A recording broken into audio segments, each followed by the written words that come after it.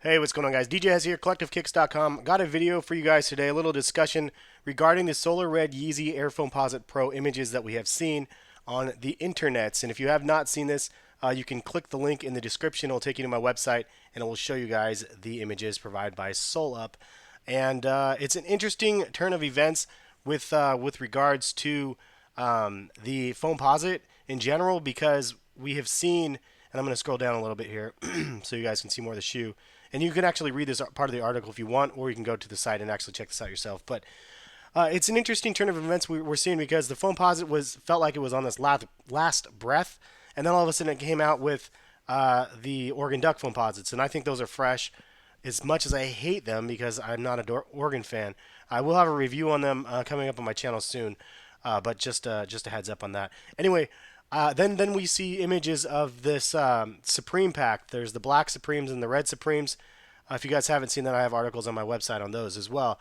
And I'm curious to see what's going to end up of that. I really actually don't mind the black Supremes. They look pretty good. Everything except for the carbon fiber on them, they look a little bit off. But now all of a sudden we see images of these really to the T Yeezy inspired solar red Foamposites. And I have to say, like, just looking at them, they look really, really dope. The other thing is the fact that they have glow in the dark soles. It makes it so much. It's like, I don't know. I mean, glowing soles is like a good draw, I guess, no matter what. But it makes it really, really something that people are going to be looking at and wanting to probably cop. So, was the Foamposite dead? Yes, Nike did do some design boo-boos, in my opinion, that last year in 2013, and had a whole slew of horrible colorways that dropped. So bad that pretty much most of them stayed in stock. If you go to your House of Hoops, or at least my local House of Hoops, I think they have like 4 different colorways of Foamposites in stock.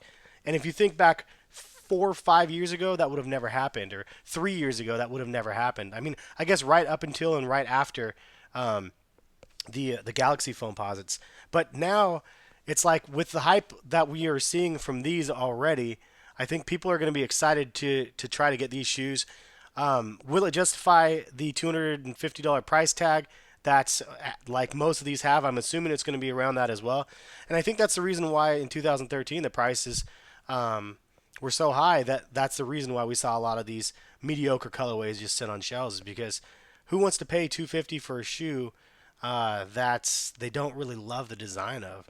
I mean, some of them I was able to get for half price, and that's a pretty decent price. I mean, if you consider all things considered. But anyway, so with this dawning of this colorway, there's also the other whole question: is Nike basically just taking a big dump on Kanye West because Kanye left? And they're like, well, look at what we can do. We literally can take your colorway scheme that you created for your Yeezys, and we can put them on anything we want and make an official colorway, and it will sell. We don't need you.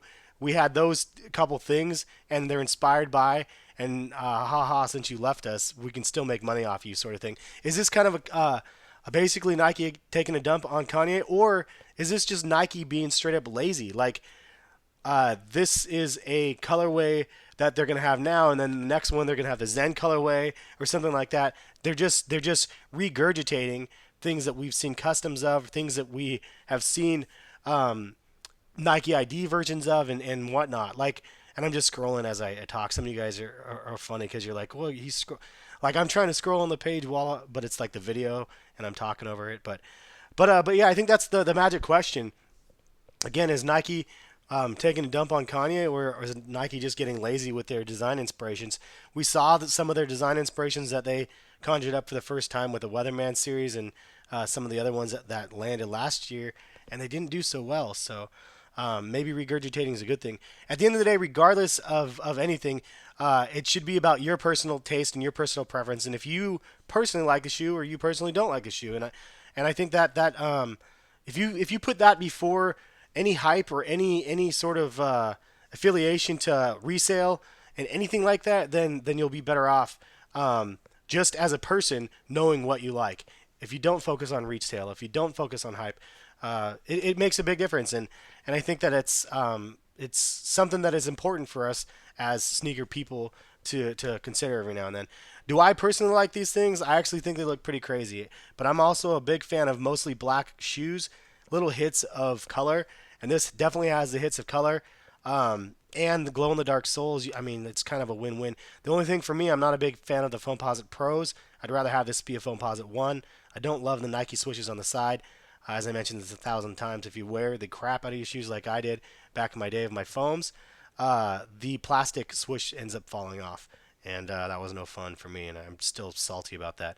But anyway, that's pretty much what I got for you guys today. I just wanted to have this discussion point on these Solar Red Yeezy kind of inspired colorway shoes. I'm curious if Nike's going to pull out more stops and do some more sort of things like this. If you didn't tell, if you look really closely, the print is like it's kind of a quilted carbon fiber style print around the collar, and then also around the entire Foamposite upper.